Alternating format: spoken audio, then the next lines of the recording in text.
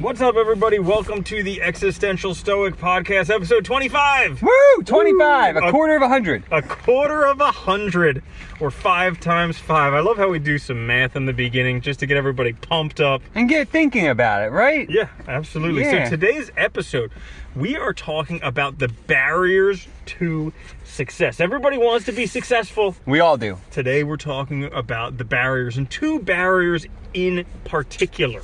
Ooh, what 2? One would be fear. The fear of failure, the fear of success, all that. The fear of fear. The fear of death. The fear of death. Yeah. What do we have to fear but fear itself? Right? Yeah, exactly. I'm going to quote that. That's my new quote. All right. I just came up with that one. That one's brand new. And then also, aside from fear, we're also going to try to take a look at something that I just learned is one of the greatest barriers to success. What's that? And this, my friends, is one of the greatest barriers to success. A trainer of the world's top athletes was asked, what's the one thing that separates top athletes from everyone else? What's that? And he said they're able to endure through the boredom. Oh, I like that. So through like the tedium, the monotony of building that skill set up, really becoming becoming successful in that area. Yeah. Yeah, because it's difficult. In order to do it, you got to do it time and time again. So we're going to take a look at that, enduring through the boredom. I like that one a lot, and we'll talk about that more as we go. And by the way, welcome. I'm Randy with my friend Danny. Hey, Randy. Hey, Danny. And episode 25. Yeah, we're getting up there. 200 divided by 8. Whoa! Good one. All right, yeah. 12.5%. All right. So, success. What is it and why on earth does everybody want it? You know, it is interesting, right? Everybody says they want success, and I think part of it is we equate success with happiness, right? We equate success with a good life, and I think there is something to that. You know, when Aristotle talked about eudaimonia, he was talking about a successful life, a life of well-being, a life of plenty, right? Doing well and feeling well, I think. I mean, wouldn't we all technically be successes just by being here? I mean, the chance that the sperm that you are met up with the egg that you are, the chance that they connected, you're that 1 in 200 million sperm. It's pretty rare. Be a success already? I think it's pretty successful that we're all here right now. I mean, we're at a time in humanity that we have the most people living on the planet at a single time. We have the most comforts. We have arguably the easiest life out of any people that have existed, right? Yep. I mean, we can do stuff like this. We can communicate very easily. So I think there's a lot of things we should say we probably are successful. And yet most people probably consider themselves failures. Which is crazy, right? Because they're not rich as Zuck or Musk. Yeah, or one of those guys. Yeah. Gates. Or any of these other rich mofos, or they're not as...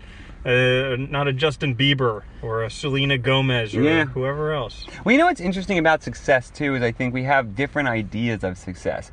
You know, be it fame, be it wealth, whatever. You're telling me that other people think differently than how I think? I think so. It's a nuts. I know, but it's true. I know. It's really weird. Yeah. But you know, it's interesting, though, too, because I always wondered, like, how much do you think, because when I think to myself, like, you know, I want to be successful, I actually bundle that together usually with a good life and happiness, right? So like when I say I want to be successful, I also mean I want to have a good life. I want all of this, right? Because I think of that, the package, the totality of it as success, right? Mm-hmm. Mental health, physical health. The package deal, right? Yeah. Whereas I think for some people, success is very narrow. It's not necessarily, you know, because you can talk about success in a thing or in an area versus success, say, a successful life. Maybe there's a difference there, I should say. Yeah.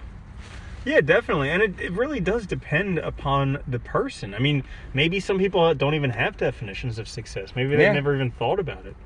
I mean, to me, one of the best definitions of success is from Earl Nightingale. Oh. He says that the progressive realization of a worthy ideal I like that is one. Success. And I love that definition because it really, like, we were talking about this the other day with happiness. How, like, a lot of people think... And we're sold nowadays that happiness is the end goal. That, like, you should be happy. But if you reflect on times when you were happy, they're generally times when you were doing something and you weren't really thinking. Yeah, you're active. Yeah. You're living your life, right? Because really, I mean, you know, it's life is a process, it's a journey, right? We're living this thing, and to think of happiness as an end or a goal always seemed very bizarre to me, because like, you know, you talk, when people say like, oh, you know, I'll be happy when I retire and I can do whatever I want, it's like, well, but if you don't change anything about yourself now, you're going to have problems when you retire because you carry you with you. We talked about this the other time, right? Yep. Yeah. Absolutely. Yeah, not only that, but having like end goals like that actually keeps you from happiness. It does. Because you put these if-then conditions on your happiness. You say, once I achieve that, then I'll be happy. But once you get into the habit of creating these if-then scenarios, so when you finally get to that scenario, then you just have another if-then scenario. Well, yeah, because you feel let down. You feel lacking when you don't have another if-then ahead of you, right? Mm-hmm. And you miss out on the happiness that you had or you might have experienced in the process of pursuing your ends, right? Yeah. I think a big part of it is goals. Having those goals, pursuing them, living life, dealing with what we encounter. You know, that's all. You know, growing, self-growth, personal growth is a big part of happiness. Definitely. So that's success. So that's a digression. No, we were talking about success yeah. because we're talking about the barriers to success. No, and I think it is true. You know, I think it's funny. Success is funny too because we talk about succeeding, like, you know, on a task, a goal, a project. We talk about success. So I think in this sense, we are talking about the broader type of success, right? Success in life, success in career, whatever, right? That type. And I think today's episode, we're talking about the barriers to success. Yes. And you know, it's kind of crazy because we have this condition called time. And the mind thinks because it doesn't have it now, it means that it's never going to have it. Like this success that you want in life, because it doesn't exist now, your mind thinks there's some barrier, some obstacle, something that it doesn't exist. There was an author, Dorothea Brand, who wrote a book called Wake Up and Live, who basically said, act as if it were impossible to fail. And that's such a great way to do it, because these things that you want, these successes that you want, if you just act on them and assume that you will succeed, you will. Yeah. Well, you know, it's funny too. I'm glad you brought that up because I'm glad you brought up the mind, right? Because when we have these ideas of success too, and then we don't have it now and we think that we failed, our imagination comes into play. And our imagination screws with us. Oh my God. Because we start to imagine that we don't have enough time, that we never could, that there's no way we could learn these things, or that, you know, we can't possibly deal with the unknown, or get out of our situation, or break out of this box. And I think our imagination creates so much fear that's unwarranted that once we just start doing it and we believe we can do it, they just go away. Yeah. It's almost like you have to notice that your imagination and your mind are by default going to work against you. And so you have to recognize that they're working against you, that like your mind is going to be this fear-based, limited, scarcity mindset, because this is the world that humans lived in for tens of thousands of years, but now all of a sudden anything's possible. And you have to notice that stuff. I think to that point too, right? You know, I think that when you do recognize that and you start to work on that, you can actually start to convince yourself and start seeing the truth of the matter, which is that you're not that limited, that there is all this possibility, and you can start living out that existence rather than living the existence of scarcity, fear, and concern, right? Mm-hmm. So how do we do this? All right, yeah, perfect. Good question. So like now we're convinced we can succeed, and we go start to think about doing something, and then we're completely overtaken by fear. Paralyzed by fear. Fear can be paralyzing. Fear is paralyzing, right? Yeah, totally. And you know, I've heard it say that all fears come down to the fear of death. Like we think that like our existence is going to be, anything we do is going to challenge our existence, and that's scary. You know, it's interesting that you mentioned that, because I always liked, you know, a lot of the ancient philosophers, I'm thinking of Epicurus right now too, you know, thought a lot of our fears had to do with ignorance and the unknown, right? Which is also death, is also the big one there. And I think this is true, right? A lot of times what we fear is what we don't know, what we don't have experience with, what we're uncertain about. And the interesting thing about that is we fear what's new. We fear new challenges, right? And then on top of that, we're also afraid of the success and of getting it. It's insane. It's insane. Like what you were just saying there with fear of the unknown and fear of new stuff, it's like by definition, if you try anything new, you are guaranteed to experience fear. Because by definition, if it's something new, you don't have experience in that area, so you're ignorant of it and it's new. Yeah. So, Well, it's funny. Remember when we were reading Martha Beck's book, the Pursuing Your North Star or whatever, whatever the hell it was called. I think Finding Your North Star. Yeah, something like that. Yeah. Whatever it was. It had a North Star in the title. It did. Damn it. Yep. But I remember her talking about that as well. Like, like if you pursue your desires, if you pursue your own life, you will encounter fear because we're just terrified of it. It's interesting, and we're terrified of going against the grain. That's the other flip side of this. I think our social lives and the social indoctrination and all the things we're taught is to conform, be a good member of society, and don't complain. But in reality, that doesn't get us to a happy life or a successful life. And you need to go against the grain, but we're terrified of it too because going against the grain means that it's on us. We're accountable, right? We can't blame society. We can't blame others. And I think that's a huge part of fear too, is the responsibility that comes with taking charge of your life. Totally. I've experienced that time and time again. Oh, yeah. Where, it's that whole outcast thing. Like, we're societal creatures, and so it's this whole, if I do this, what if I'm made an outcast? And the whole, like, will I survive? Because you live in a tribe hundreds or thousands of years ago, you get made an outcast, you're dead. Yeah. Right? But nowadays, you're made an outcast, so what? You move somewhere else. Yeah. Who cares? And then the other thing that the other fear that I've experienced is, what if I follow my dreams and then it's not what I really wanted? That is also scary, right? Right? And that's also imagination too, though, right? This idea that, what if I do pursue the life that I think I want and it turns out that it's not what I wanted, and now I'm stuck in a situation where I'm dealing with a new reality that I didn't necessarily want in the first place. Mm-hmm. I was reminded the other day of Willy Wonka at the end of the movie where he's like, did you ever hear the story about the kid who got everything he wanted? And he's like, no, what happened? He lived happily ever after. But it's because it is frightening. It's like, yes, I want this. But then, there was something that we were talking about the other day where our brains, the wanting centers of our brains are like 10 to 100 times more powerful than the liking centers of our brain. So the wanting of something is going to be so much greater, so much more intense than the actual having of that thing.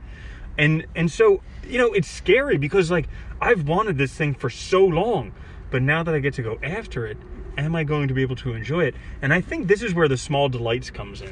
It does. And, I'm glad you brought up, too, the whole idea of the power of want, right? Because, we experience this so much, especially in, like, a consumer society. And, I mean, we've all had those moments in life, whether when we were young or older, we get fixated on something, we get it, and we're let down by it, right? And all of a sudden, we're like, oh, man, this is not at all it. And so all that wanting seems like wasted almost in a way. All that time seems wasted. Mm-hmm. And I think you're right. The small delights, cultivating positivity. And gratitude. And gratitude, yeah.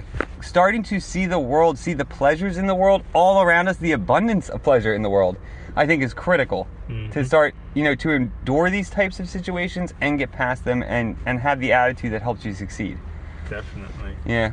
Yeah, because it's important to reinforce the gratitude because that's actually strengthening the liking centers of your brain. Like, I'm sure it's been the same for you since we've been doing this, but I noticed that my ability to enjoy things is so much stronger now than before we started the small delights. Yeah, it's funny. I was just thinking about this last night because it's my ability to enjoy things has increased exponentially. It's insane. Mm-hmm. My attitude's gotten so much better.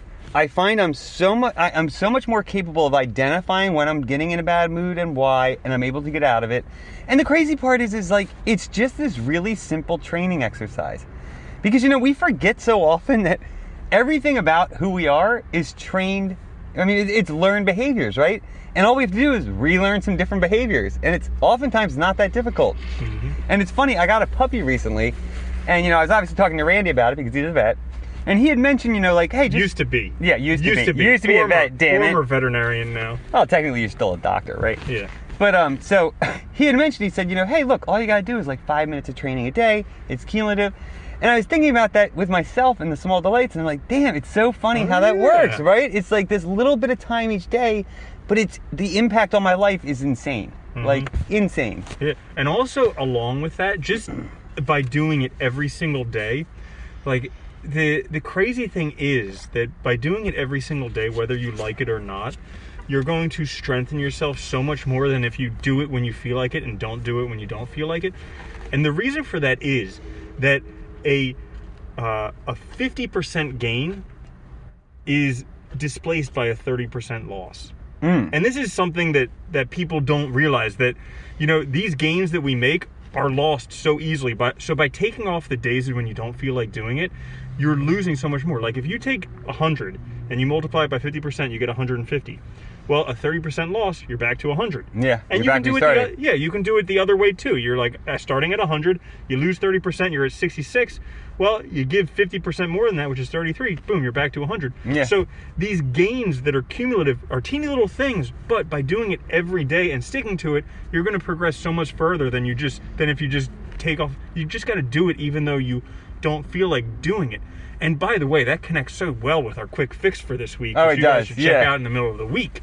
But, it does. Yeah. Yeah, and you know, it's interesting too, because it's this whole idea of learning these types of practices, reinforcing them.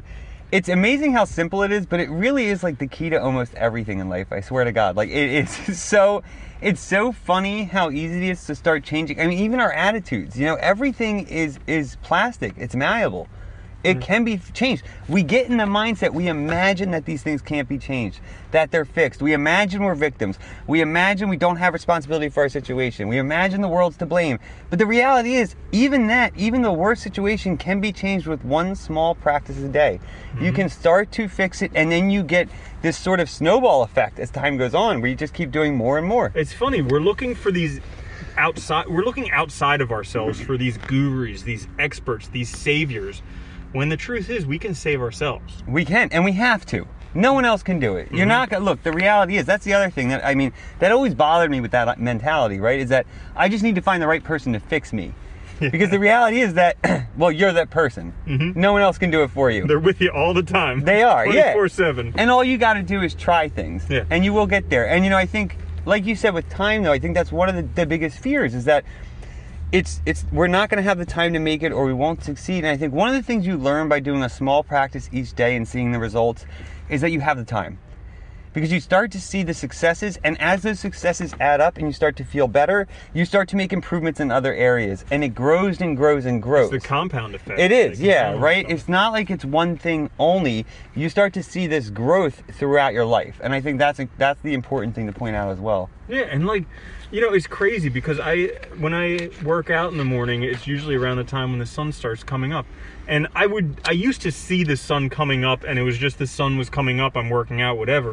But now it's like, ooh, I enjoy the shades of the blue changing behind the black trees, and sometimes getting to see like a beautiful red sunset. And it's being able to enjoy these more things from practicing the small delights. Yeah, it's funny. I'm glad you mentioned that as well, because it's also like what I've noticed most for myself is basically that it's not that I notice these things more often, but I also am understanding why I find them delightful. I'm like giving myself a narrative of why I find it delightful, why it's so important to me. And I think that's what we lack most of the time. It's almost like it's not that we miss these things in life, but we don't take the time to appreciate it or think about it. And now that I am, it's like things are so much better. It's amazing. Yeah. So for anyone who's maybe they haven't heard about the small delights before, how does someone go about doing this 5 minutes of torture every day? Oh God, it's torturous, right? Basically, I mean, it's really simple. Every night in a journal on a new page, I just date the page. I write down 3 things, 3 small delights, small pleasures that I experienced that day. They can be anything, and a very short explanation why. That's it. It takes me no more than 5 minutes. Examples are, I took a hike the other day with my dog, and the face he made was just hilarious, because like I could tell that he was just having the best time, and it made me happy. That delight. It can be the sunrise, it can be warm weather, it can be a coffee, anything, literally anything, because there's so many things that are delightful if we open ourselves up to experiencing the delight and being grateful for it. And another thing that I just realized now when we're talking, when we first started doing this book of small delights and started writing things down, it was a lot more difficult for me to find the delights. At first, right? Yeah. But now it's like I'm choosing, which one's the best one? Because that was good, but this was way better. Oh, but how about this? And so like I would encourage you guys that if you're sitting down to do this at the end of the day and you're like, nothing was delightful, my day was terrible. Well, it's like, what was the least terrible part about it? That's a good way to look at it, right? Yeah, because at first you might struggle with it. Because you're also you're not, your brain's not tuned in yet to experiencing them, to becoming more aware of it. This practice really makes it more aware. I know we talk about it a lot, but this has literally been the easiest and most beneficial thing I've ever done in my life in terms of like a, you know, for my own benefit, my own self. I mean, it's so simple, it's absurd. Yeah. And we both just tried it because we're like, what the heck? Why not? Right? Yeah. Why not? What's 5 minutes? What have I got to lose? So, yeah, I'm glad we were just talking about fear for 20 minutes. Yeah, that was good. Well, so we got fear of death. We do. We got... Really, it's fear. I think it's fear of the unknown. Fear of the unknown, yeah. I think ignorance is a big part of fear, not knowing, right? I mean, that's a huge part of it. I really think fear of responsibility, Yeah. fear of our own agency, well, of our own freedom. Let's talk about fear of responsibility, because, heck, if you decide to do something and you fuck up, guess who's culpable? Oh, man. You are. You can't blame it on the government. You can't blame it on society. You can't blame it on anything else. And that's actually the fear of failure and responsibility. Like, people are terrified of failing. Well, you know what's funny, though? I always found funny about this, and maybe it's from studying philosophy so much and looking at ethics and looking at, really focusing on willpower and fear and all, and freedom, and all of these sort of things that associate with responsibility, is that we're kind of, in society, we have a tendency to blame other things beyond ourselves, and we really do all the time. But the reality is we're still to blame. We've still made those choices. We still did those actions. You know, you really have no one else to blame but yourself. But we're taught, and it's reinforced all the time, that there's always some other excuse, some other reason, some institution, some blah that was the cause. And the fact is no, at the end of the day, you're still responsible for your life. Mm-hmm. Yeah, it's like that saying, don't fool yourself and you're the easiest person to fool. Yeah. Because basically when you blame something outside of yourself, you're just lying to yourself. You are, and that's all you're doing. And it's funny, like, I think with taking more control of your life, embracing your agency, being responsible, you also become more honest with yourself. And it's absolutely true. I mean, it happens, and they go together. And I'm not saying that either of us are perfect at this either. I'm saying that. Yeah, well, we always will say that, I guess. No, but you know what I mean? We all failed in this area, I think, in our lives. We all have. Yeah. Like, that's the thing with being afraid of failure. Like, you'll never grow until you fail. If you want to succeed, start failing. And if you want to succeed quickly, start failing at a phenomenal rate. Like, the sooner you can fail over and over and over and over again, the quicker you're going to learn and get there. And you have to, and that's the thing, you have to be unafraid. You have to look at failure as not failure, but as a chance for growth. Yeah. A chance to learn.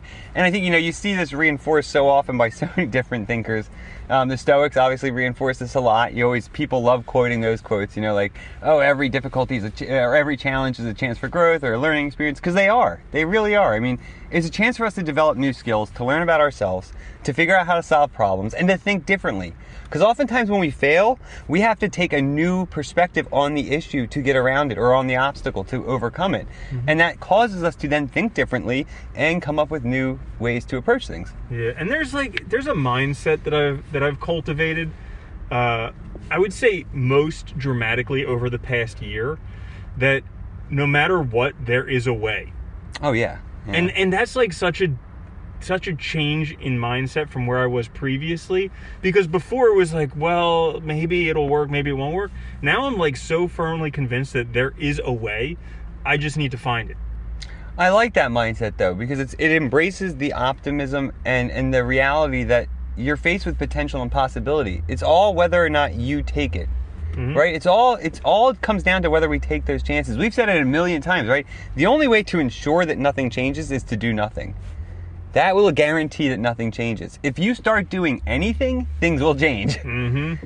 And then you can go from there. Yeah, it's so crazy that all you need to do is take action. Hint, hint, quick fix this week. Yeah, right? There you go. Perfect. That was a good one. I like that. Was that a good segue? Yes. That was perfect. It is funny. I mean, I think we might have talked about this before. We probably have, but like, it always cracks me up that we all struggle with, we all want a fulfilling life. We all want a meaningful life. We all want to be successful. And we all struggle with these things also. And it's interesting how oftentimes the fixes are so commonsensical and easy, but they're also very difficult at the same time. Well, they're simple, but they're hard. Yeah. They're not easy. Yeah, they're simple. they're simple. Mm-hmm. But they're also very difficult in a weird way because they require doing things and taking responsibility. I think the accountability part for me, I think, is probably the biggest obstacle for most people. Mm-hmm. Is recognizing that you are then accountable for all of it, and it's on you, not anyone else, whether you succeed or fail. Mm-hmm. Yeah, there was a book by some Navy SEAL called Radical Responsibility. No. That's art. Dang. I'll come up with it later. I'll tell you guys later. But basically, it was a really good book about how you're responsible for anything. And if you don't take responsibility for everything, Extreme Ownership. Oh. That's the book by Leif Babin and someone else. But basically how you're responsible for everything. Like, even if you think it's not your responsibility, it's your responsibility. Yeah. But I think it's the appropriate mindset, right? Because also, like you said, when we think that way and we realize that we're in control, we also realize that anything is possible. Just like you said, right? If you want it to happen, it will. There is a way. You just got to find it. Mm-hmm. It might mean you have to learn a new skill. It might mean you have to move. It might mean you have to change jobs. You have to change friends, whatever. But there's going to be a way to get there. Now, you might not necessarily want to take it at the end of that, realizing everything you have to do, but hey, at least you know there's a way. There is a way. So I think we've covered fear pretty extensively, or at least we've had enough digressions on the topic of fear. That it covers fear. Yeah. Yeah, so let's talk about another barrier called boredom. And this is one that, like, has been such a huge barrier for me in terms of success. And when I was listening to this book, Atomic Habits, and he mentioned it, it, like, smacked me upside the face that I was like, holy cow.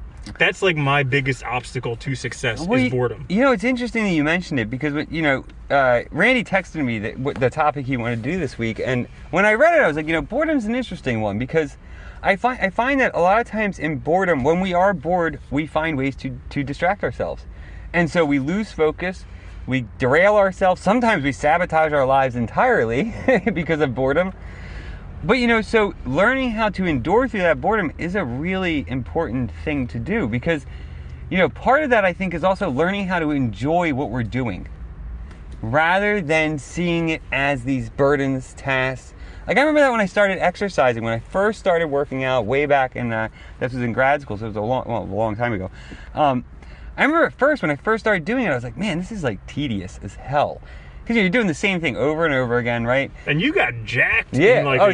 Dude, you were like the biggest I've ever seen you. Well, because I started working out with somebody who was going 2.5 hours a day, 6 days a week. I did not realize at the time I never worked out. What are you gonna do? But it was fun. It was a lot of fun. But you were like solid. Yeah, it was awesome, dude. It was so fun. But I realized, it was when I started really getting into it that I started seeing it more as like each exercise was a challenge to see what I could do, to see if I could overcome my previous day or my previous week. And when I started looking at it that way, the tedium went away. It was enjoyable. It became fun. And I think that's part of the trick too, to get through boredom and endure it, is to learn to see it differently, what we're doing differently, to learn to sort of enjoy it. You mean like realize the progressive realization of a worthy idea? Yes, something like that. Sounds like success. It does. Yeah. And so boredom, I see that all the time, how it stopped me time and time again because, like we mentioned, the answers are usually simple. Yeah. They're not easy, but they're simple. And so, everybody knows how to get in shape. Eat right and exercise. Yeah. But it's boring. You gotta, do your 30 minutes. It's boring and it requires accountability. Yeah. And so, like, we get bored and we're like, well, let's try something else that's maybe a little bit faster. Like I've heard there's this guy who's he's like 60 years old and he holds like all of the powerlifting records. And so, people say, oh, these diets don't work. And he's like, no, every diet works. It's just you freaking quit. Yeah, you stop. Yeah. And it's just like because we get bored. Like as humans, Tony Robbins says this all the time, we seek basically like comfort, which is the same things over and over again, but we also seek novelty. It's the paradox of life. We want both sides of the spectrum. And so like enduring through the boredom will get you to the success, but you have to endure through the boredom. And that's like a very stoic quality. It is, yeah. Endurance. That endurance is a stoic quality. And I think there is a flip side to that when you endure it enough, you will start to see it differently too. I think there is that side of it because I found that in my own life. But there is this tedium though of it. There is. It is hard. When you're doing repetitive actions over and over again to learn a skill, like computer programming, say, or exercising, or really anything we need to learn that takes practice, that takes doing the same thing over and over again, it does get boring at times. It gets hard to do. Dude, like making YouTube videos, doing one video a day. There are days where like every fiber in my body is screaming no, and I just get it out there. Yeah, well, that's the thing, right? It's learning to have the willpower, the strength to get through it no matter what. To just do it because you know you need to, because you know that your success depends on it, that your life depends on it. And the thing is once we start to give ourselves excuses, we can find excuses for everything. I think that is it. You know, when you endure through that boredom, when you don't give yourself an excuse, you hold yourself accountable, you're not taking time off, you're not distracting yourself, because those distractions are dangerous. Yeah. And furthermore, planning for the boredom. Ooh, I like that. Because yeah. the boredom is going to come, and so often we expect that, you know, we're going to be super passionate, and our passion is just going to get us through. And we hear all these motivational speakers who are like, you just don't want it bad enough. And it's like, no, maybe you just have to endure through the boredom. And by expecting the boredom, like, expect the boredom to be a waypoint in the path of success. Like, once you get to that boredom, be like, oh, I've made it. Like, I remember when I started my YouTube channel, I knew that as soon as I had trolls commenting on my channel, that meant that I was doing something good. And like, where a lot of people would get trolls and they would like feel bad about it, I got there and I felt good about it. And using boredom the same way for success, because you know, once you're getting bored, that means you're on the path to success. And that's when you're getting good. Yeah. That. Yeah. Well, you know, it's interesting too, because I think, you know, expecting the boredom, I like that idea too, because it's about our expectations again, right? It's about setting our expectations to a realistic level, understanding what to expect in life, and being prepared for it. That is endurance, right? You know, I think a lot of us, you're right, our expectations are really weird. They're out of whack. We expect these great things all the time. We expect all this fun. And I think it's because that whole idea of passion too, and like this like burning desire to do this thing every day is insane. That would be insanity. That's like a manic person all the time, right? Yep. And I think most of us, that is unrealistic. You should never expect that of yourself. But if you really are passionate about something, it means you're committed to it. It means that you'll stick with it long term because you think it's worthwhile and it makes your life better. Yes. I think that's a better way to look at it. You know, I think a lot of our problem really comes down to the world we create, our interpretation. We've talked about this before, you know, the perspective we have on life, our expectations, the way we see things, that all influences how we understand ourselves in the world. And I think that also greatly influences whether or not we stick to things, whether or not we're able to endure through that boredom. Yeah. Yeah, and like the misinformation, like this whole concept of how we're supposed to follow our passion, like that was completely debunked in the book So Good They Can't Ignore You by Cal Newport. How basically, once there was a book called What Color is Your Umbrella or Your Rainbow or Your Parachute? What color is your parachute? Yeah. Your rainbow. It's multicolored, obviously. It's always got those colors. Yeah. So what color is your parachute? And that book that came out in the late 70s brought up the idea of passion. You should follow your passion. But the thing is, passions change and they're very transient and they don't last long at all. So whatever your passion is now, guess what? In a few months, in a few years, you're not going to be passionate about it. But following your dreams and also following your gifts, like the thing that you're best at with the least amount of effort, that is a thing that you should do. Like the thing that you can do better than anybody else with the least amount of effort, you owe it to the world to do that. Yeah, and that's what's going to pay off in dividends, and what you're going to see exponential growth in that skill. Because if you already are good at it to begin with, giving yourself time to practice it, to work on it, is just going to get better and better. That's the whole point, right? And that's why these people become successes, become experts, whatever it is. Like Michael Jordan was phenomenal at basketball. He was better than everybody else with the least amount of effort. So he put in the work in that area and he succeeded. You know, like Bill Gates was better than anybody else at programming computers and he put in the work and he became a success. So finding out what it is that your gift is, like even comedians, you know, they're better. Jim Carrey, better than anybody else at telling jokes, and he put in the effort, put in the work in that area. So discovering what it is you're better than everybody else at with the least amount of effort, and then going for that. And doing it. Yeah, and enduring through the boredom. Well, I think, too, this raises the issue, too, that, I think almost all of us can do kind of anything we want, as long as we're willing to put in the time, put in the effort, and just deal with it. Yeah. I mean, not every day is going to be great. There's going to be good and bad days. I think that, I remind myself that all the time. There's time of just, like... Wading through the muck. Yeah. Like, I listened to something about Steve Martin the other day, about how, for like 20 years, he was just a comedian just basically doing stand-up every week. No audiences. He performed in front of empty rooms. He would have gigs where nobody would laugh, where they would boo him off stage, and he just stuck with it for 20 years. And then he became an overnight success. Yeah, and that's the other thing, I think, to that lie of the overnight success is often, I think, something we're sold when it's not the case. Yeah. It's more often than not, there's something behind the scenes, which is time, effort, and repetition. People are doing these things over and over again until they figure it out and they get good at it. I mean, that's how it is, I think we see that. You can notice that in your own life with anything, the job you do, your family, tasks around the house, anything you do often, you'll notice that you know how to do it quickly and well now because you've done it for a long time.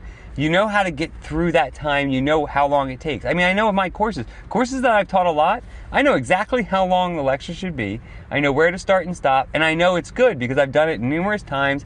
It's still unique each time because I do new things, but I have the general outline in my head perfect. And I think, that's the whole idea, is that when we put in the time and do it, it just gets better and better. But you see, everybody wants to start at that perfected result.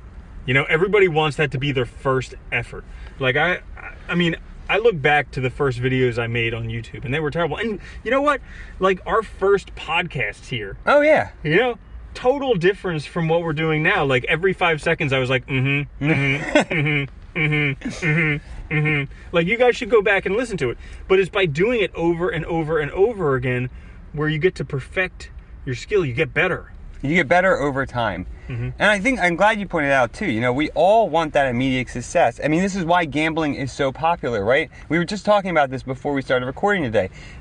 This advertising of gambling stuff, because everybody wants to strike rich now really quick, and they don't want to put in any work. That's the true overnight success, the person who wins the lottery. Yeah. But if you take a look at them, almost everybody who wins the lottery is less happy afterwards, doesn't have the money anymore. They lose all the money, and then they're less happy afterwards. So, like, that's an overnight of success, is somebody who's doomed for failure. Yeah, exactly, right? Because they haven't put in the time to keep the success going, to maintain it, to understand it even. I think that's the other thing that's funny. When we're going back to a fear issue real quick, when we're afraid of the unknown, when we're afraid of success, we're afraid of it because we haven't put in any of the work. When we put in the work and we start doing it, over time, the success becomes less and less of a fear because we're already doing it. We have the skills. We know how to respond to it. It's not this overnight immediate thing. We know how to deal with it. We know what we need to do, and we're comfortable with ourselves in it. And I think that's a big thing. It's like having that confidence in yourself to know that you can perform at a certain level, to know that you can do it, is critical for both enduring the boredom and also for success and getting over those fears. So this is another story that basically exemplifies that, and this is from Atomic Habits. But he talks about this photography professor who basically at the beginning of the semester, he divided the class in two, and he said one of you is going to be graded on quality, the other is going to be graded on quantity. And so basically the group graded on quantity, you have to produce 100 pieces by the end of the term. So, and if you turn in 100 pieces, you get 100, you get an A. If you turn in 89 pieces, you get a B. 79, you get a C. So basically your grade is dependent upon quantity. Not what it is at all. Yeah, okay. Right. The other group, you only have to turn in one piece. Yours is graded on quality. So the end of the term, you have the whole entire term, you turn in one piece graded on quality. And so at that point, your piece will be graded on composition and all these different things related to photography, but it's based on one piece. And he said at the end of the term, the group that had turned in the quantity, that had turned in 100 pieces, their pieces by the end of the term was on scales way better than the people who just had to turn in one piece, because the whole term they were experimenting, they were trying new things, they were learning from their failures, and so they had done it over and over and over again, and they had honed their skill. Whereas the people who just had to turn in as one piece were theorizing about it and reading and not really doing anything, not taking action, and at the end of the term they were not as good. You know, it's funny, I'm glad you brought up photography, because I love photography, and I was so happy when digital cameras came out, because it meant I could just take endless pictures. And it didn't matter. And you know, it's funny, like I find some of my best shots are I'll take a bunch, because I know there'll be a bunch of bad ones, and the first few I might be trying to figure out the framing of the scene and all that, and you know, the more you take, the better chances you are you're going to have something good. But you're right, the more you learn about the process, about what you're doing, the more you experience differences and new situations, and you have new ways to work around problems so that you actually can deal with those problems in the future. It's amazing, but I mean, it's really simple. I mean, the more we do something, the better we will be, no matter what it is. Yeah. And that's true for anything. Definitely. So we've talked about fear, we've talked about boredom. Any other barriers to success that we should talk about? I think the one that just popped into my mind is societal and parental expectations. Oh, yeah. This, for me, for such a long time, was a huge barrier to success. I think it is for a lot of people. You know, and this goes back to what we said earlier, right? I think for so many of us, one of the things I think that holds us back the most from living a life that's right for us is social pressure. It's true. Because, you know, look, we are trained to be agreeable, to say yes, to go along with things. But the reality is, if you keep in mind that this is your life, if you accept the fact that you are going to die, and this is your one chance, regardless of what you believe, this is your one chance here and now, you should be doing what you want. You should be living the life you want. And I think it's critical to start thinking that way, because it really gets down to asking yourself, what do I value? What makes my life worthwhile? What am I interested in? What do I want to do, and how can I make it happen? And I think, you know, this is a big fear for people, because they are afraid that if they go against the grain, they'll be outcasted, they'll lose their friends, they'll lose their family, and they won't know what to do with themselves at that point, because they have all these social ideals about friendship, family. We've talked about all this. Yeah, because life as it is just bearable enough. Yeah. You know? It's just bearable enough where you can just kind of like see yourself eking it out over the next 34 years and, But do you want that? Fuck that. Yeah, fuck you know, that. Nobody wants that. Like, really, when you think about it, I mean, I've asked myself this a lot in the last few years, like, what do I really want? Because honestly, if I pursue that, I will be happy. I will have succeeded. And the reason why I will have succeeded is because at least I tried to live the life that I want. Even if it doesn't work out, I'll feel better knowing that I gave it a shot than just going along with everything and living that existence. Yeah, and I really like the thought of the experiment of looking at myself on my deathbed and thinking, what would I think at that point in my life? You know, when I look back, would it have been worthwhile to take this chance, to take this risk, even though, you know, I could have risked complete failure, but to try to do what it was that I wanted? Or, you know, should I have just kind of stuck it out? Well, I think I mentioned to you before, and I like that idea too, because it, you know, the life that guarantees no regret is the authentic life, the life that is your own, right? And again, this is all about taking ownership of your life, your agency, and holding yourself accountable. Once you recognize that your life is your own and you're responsible for it, I think choices become very different. They have more weight because they're on you. Like, I mean, I think, and they always are, we just convince ourselves that they're not. And it's funny, I always find it funny too how all of these fears, all these things are related, right? Because it's all about living our own life. That's really what it comes down to. Yeah. Yeah. And, you know, we talk about societal pressures, but also for me, the big one was parental pressure. And I didn't even know that this existed until probably like 8 years ago or so. Once I did everything that my parents thought I should do, and I was a good son, and I was like a success according to society and my parents, and I was completely miserable. Like, yeah, but I think that happens to a lot of people, and it's sad. You know, it is. Yeah. Yeah, you have to just recognize that and be like, okay, now it's, but that's the part of failing that's so important. Like, you literally have to fail so you can experience that, and then you can be like, no, not anymore, and you have to change. And you have to change so that you can succeed. It's Mm-hmm. true. And I think also the other interesting thing is when you start living your own life too, the people that really care about you, they're not going to go away just because you're doing what's right for you.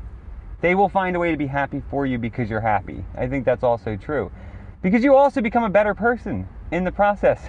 Yeah. It's funny because you can almost listen to the people and you can find out if they're for you or if they're not. Like when you and my other friends, when I was telling them about my plan to do this, they're like, you got to do that. You got to go do this. Like, this is it. But meanwhile, when I was leaving work, everybody was like, you're leaving? Oh, that's terrible. Why? Oh, that's terrible. And it's like, no, it's fantastic. This is like exactly what I've been wanting to do with my life forever. Well, you know what's funny? I told you the truth. Like, yes, there's a part of me that doesn't want you to go because you're my best friend. So obviously I'd rather see you all the time than not. But it would also be very ridiculous for me to use that as a means, or to take that idea and then make you stay and be unhappy. That's stupid. You know, it's something you should do because you want to do it. And I know our friendship will last because of that. Mm-hmm. You know, that's the point. And plus we get to do cool new things like do it over YouTube. Oh yeah, it'll be awesome. Yeah.